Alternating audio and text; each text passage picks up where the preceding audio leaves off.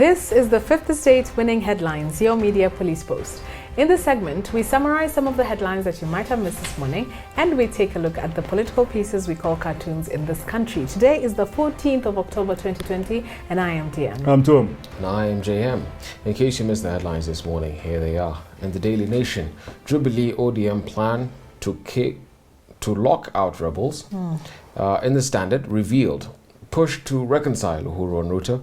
And in the Star, frantic new bid to end DP Ruto-Kenyatta feud. JM, you wanted it to be to kick, not to lock. Yes, to kick out. To lock and kick out. All the above, as it should be. Yeah. And let's begin there in the Daily Nation. So Jubilee and ODM have imposed very tough conditions for party elections, which are designed to lock out rebels and retain loyalists in the party leadership. And what the Jubilee Party is suggesting is that the people of questionable integrity will have to seek clearance to contest for party positions from the National Executive Committee. This is also the committee that will be deciding whether the Deputy President should continue to be the Deputy Party Leader of the Jubilee Party now that he has set up the Jubilee City Centre. We're told that ODM is also putting those conditions on as well, and they're saying that only vacant positions will be filled during the upcoming party polls. And the idea here, according to the Daily Nation, is that if Jubilee and ODM are to enter into a 2022 pre-election coalition, which would require the endorsement of various party organs, they have to make sure that the parties are in the hands only of loyalists. Yes. So this is a purge going on in this way, at the very least, and it's to prepare the ground for some of the tectonic shifts that will happen in the near future. Yes. Tectonic shifts. I think we had talked about this story last week. It had started developing even earlier than this, and particularly about the National Executive Committee of Jubilee debating whether William Ruto should be stripped of his position in the party. And our speculation at that time was that this is leading to what? An impeachment of the Deputy President. In my view, I think William Ruto should pray. William Ruto. Yes. He should pray and hope that he's impeached.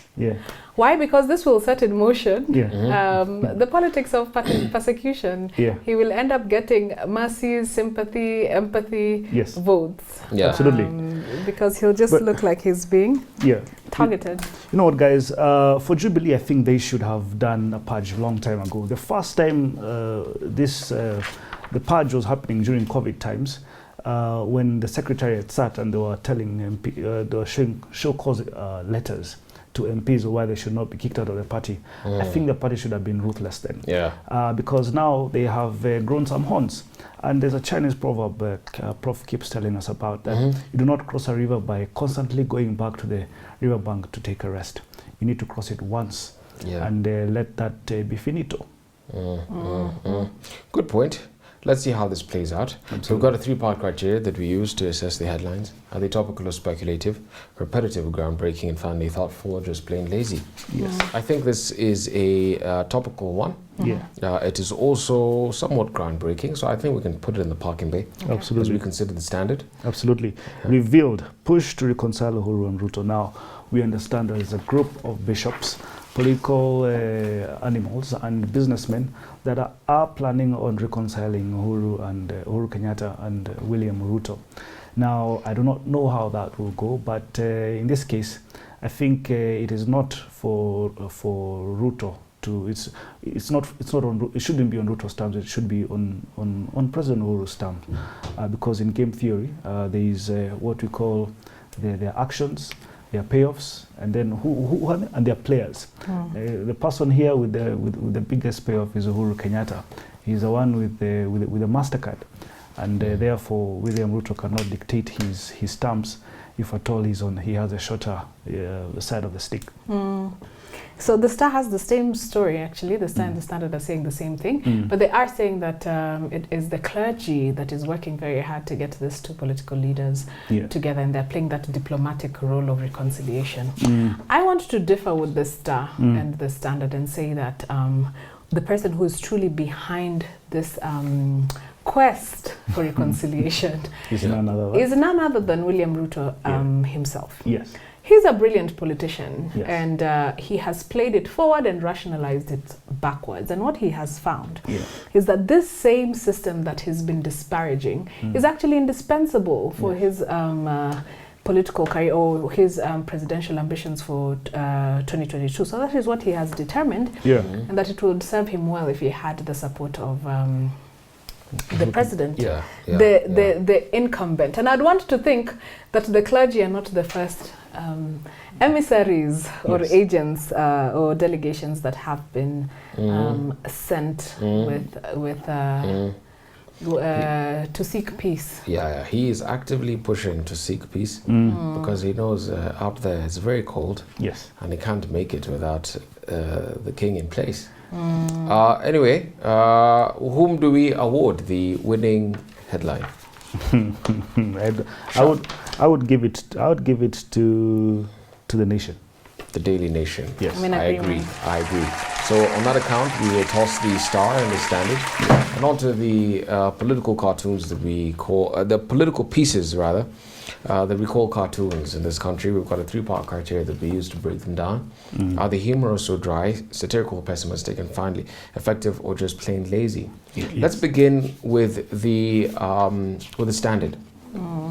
In the Standard, we have caricatures of the army, the church, the NEC, and a clown member. This is a special edition for Tanzania, as usual, from Gado.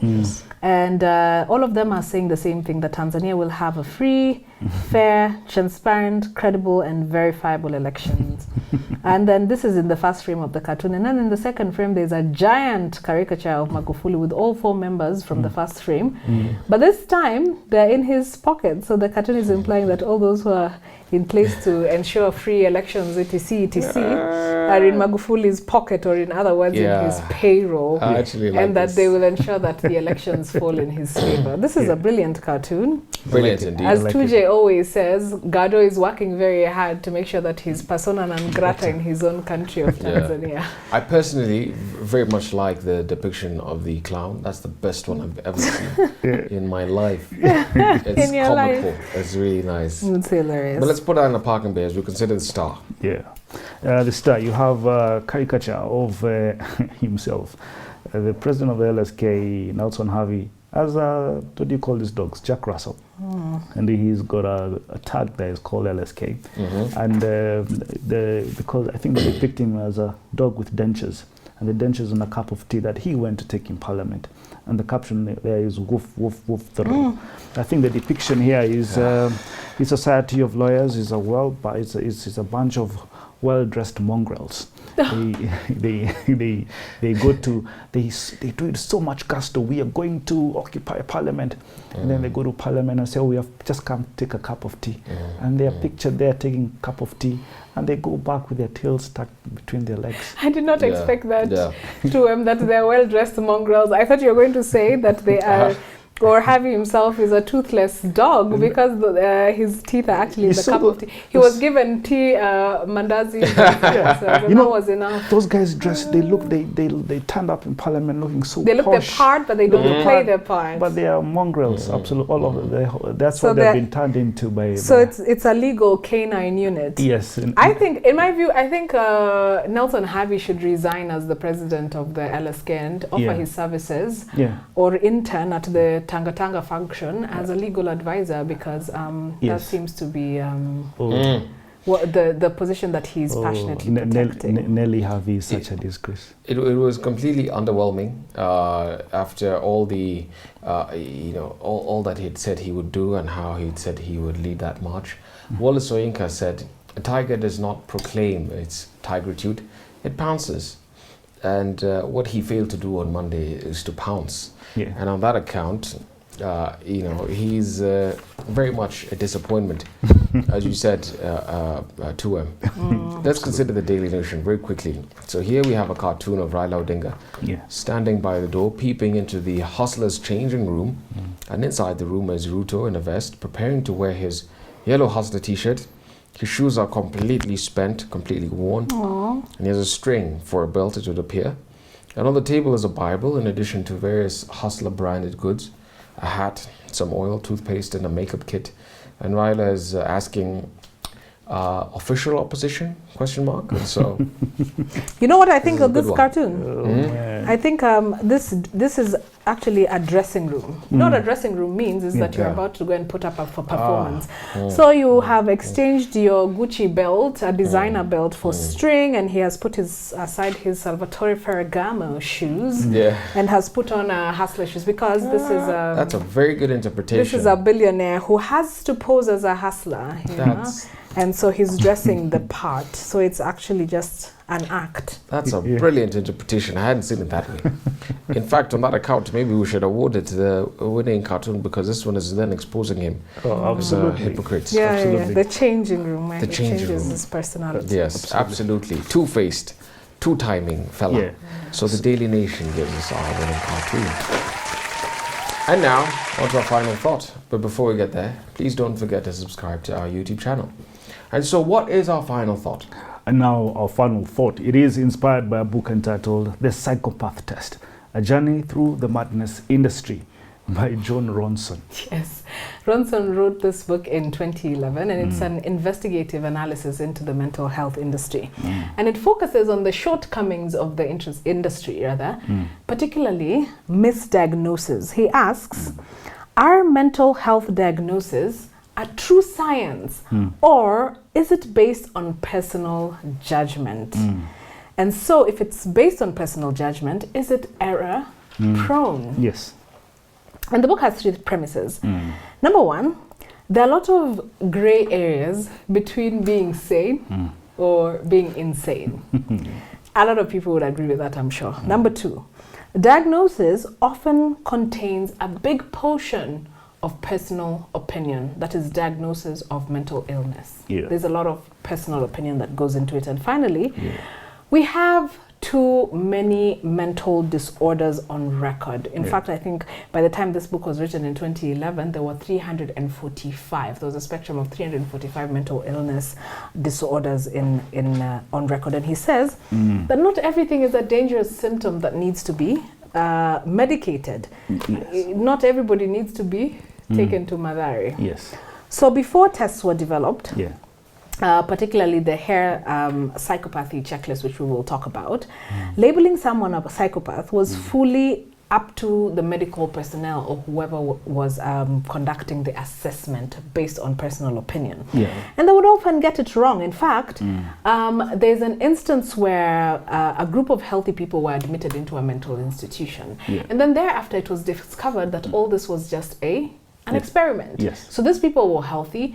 The medical personnel made an assessment of them and determined that they were mentally ill and they needed to be committed to the institution. So this experiment caused shockwaves in the psychiatric world. So a standardized test was developed and used widely as a way of reducing or of eliminating or at least reducing human judgment. But it turns out it did not really achieve that purpose. And as 2M will explain shortly. So this book, this was a very interesting read. It's actually a very easy book to read because this author writes with so much humor. He's actually very hilarious, but also informative. But the book has been criticized for lacking research or academic rigor, especially because it's talking about its subject rather. It's very scientific.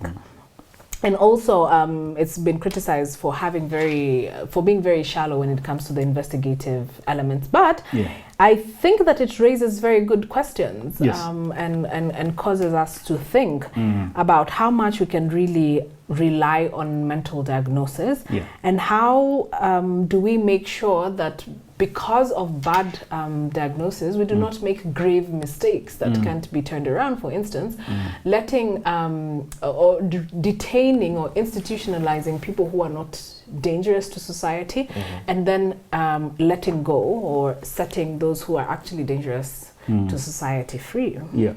the chapter I liked was this one on this chapter 4 on tests tests for psychopaths. Yeah. And this guy wanted to find out who was a psychopath and who was not using electric shock.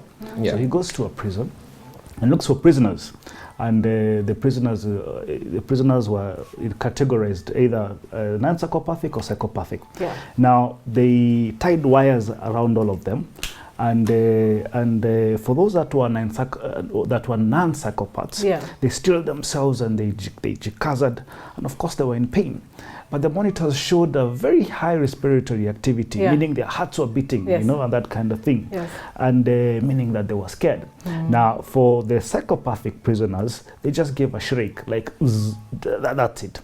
But what it showed is the amygdala, the part of the brain that anticipates unpleasantness and sends signals of fear to the nervous system, did not function. In fact, soon after the experiment, they had no memory of electric shock. Now, the conclusion here was that those prisoners that were eligible for parole should not be sent back to the world, because and being sent back to the world, the threat was if they committed a crime, they would be sent back to prison, meaning that the threat did not mean anything to them. But then there's also something called the startle reflex test. And now this test was to see how psychopaths reacted and how non-psychopaths reacted.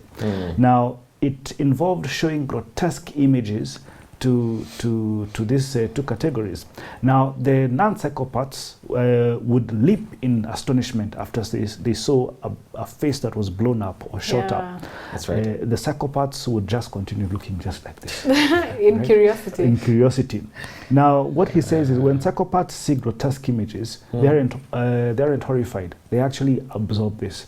But you know what? I don't agree with that categorization, because look, policemen have seen bodies that have been shot up and so many dead bodies, but they don't flinch. So is morgue attendants, doctors. Even normal people too. Even normal people. We have very different thresholds for shock or for processing things that may be grotesque to others. But to us, we just probably look at it in an analyzing way, or to some people. Precisely. You're right. You're right. Absolutely. I want to talk about developing a sense of self, a safe sense of self in particular.